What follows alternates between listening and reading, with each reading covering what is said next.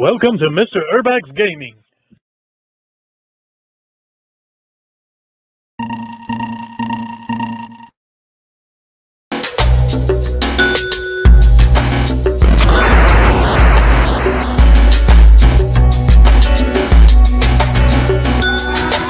Christmas, the happiest time of the year, except for parents. Yes, honey, I got those kids their presents. I sure did. Alright, bye. Or significant other's wallet. Yes,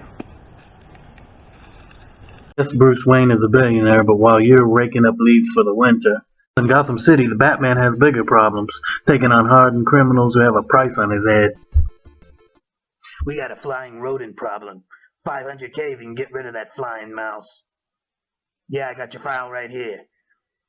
1 million? Alright, if you can get the job done and take down the bat, you'll be $1 million richer and we'll all be a little bit happier.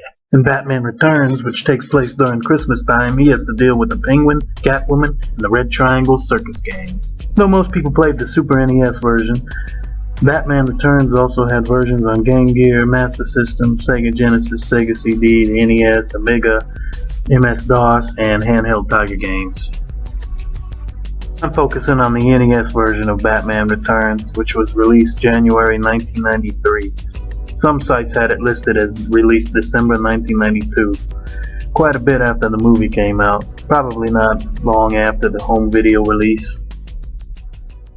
So the instruction booklet lays out the story.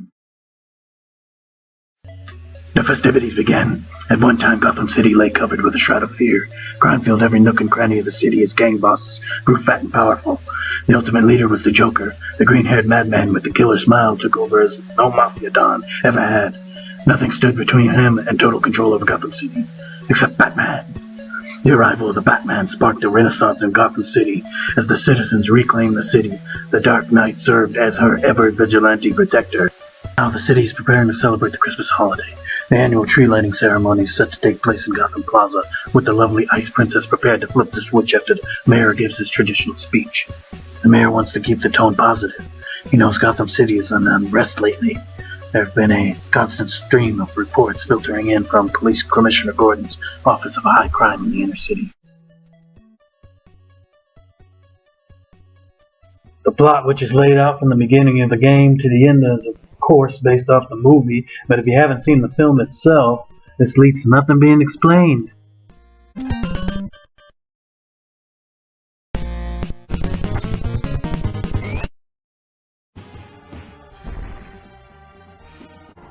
Like the Super Nintendo version, this is a beat-em-up that changes things up with a couple of driving stages. Obviously most of the game is a beat-em-up and those sections are good, luckily. Batman has a basic combo, a jump kick, and a health draining special attack. Be careful and only use that on rare occasion, and a slide attack. You also have a block. By holding down and B, though, that's only necessary if you are unable to dodge an attack in time.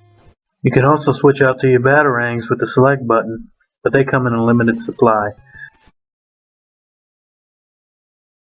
The gameplay feels like another Konami classic, Teenage Mutant Ninja Turtles, the arcade games. Although you have a large life bar, the trade-off is that you only have one life. There are checkpoints because you might be seeing this screen quite a bit. And obviously there's a password system to continue where you left off. Occasionally you can make use of your grappling gun. Use the select button to access it. This game has various power-ups, items to put in your utility belt, and help along the way. The hearts are obvious, the life box gives you another life. Use a punch or grappling hook to get them.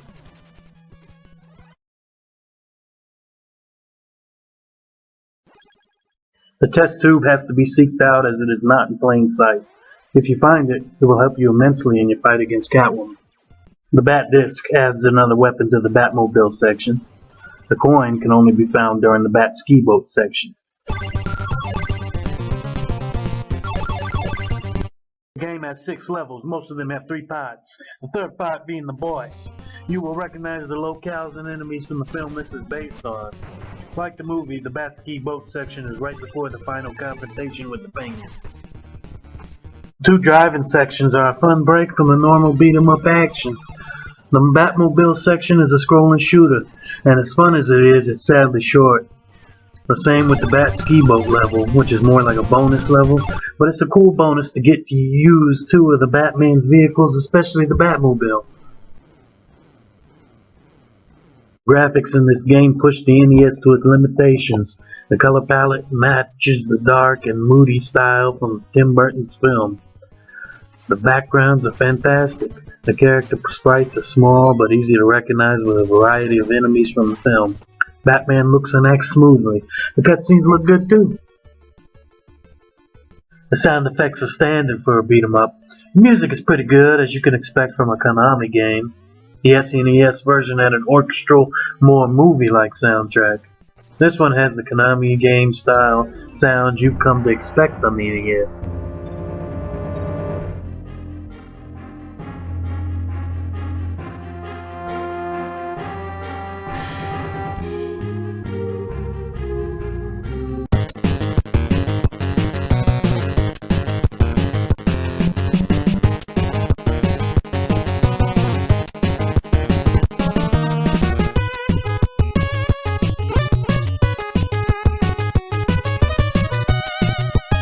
The game can get repetitive, especially if you keep seeing that game over screen over and over. It may make you want to throw your controller like a batarang. What have you done? This game is pretty tough. Luckily, you can come back later with the password, and if you're having an extremely tough time, the classic Konami code works here. As far as replay value, the better you do, the better ending you receive. This gives incentive to try not to be reckless just because you can keep continuing. There's a best, good, bad, and worst ending. How often you hit and how often you die determines the ending. Both the Super NES game and this game are worth playing. This has one less level and a little more primitive, but a great effort. This is not as fun as TMNT 2 and 3 from Konami or the SNES version. This is a good game though, especially for Batman fans. I give it a 7.5 out of 10.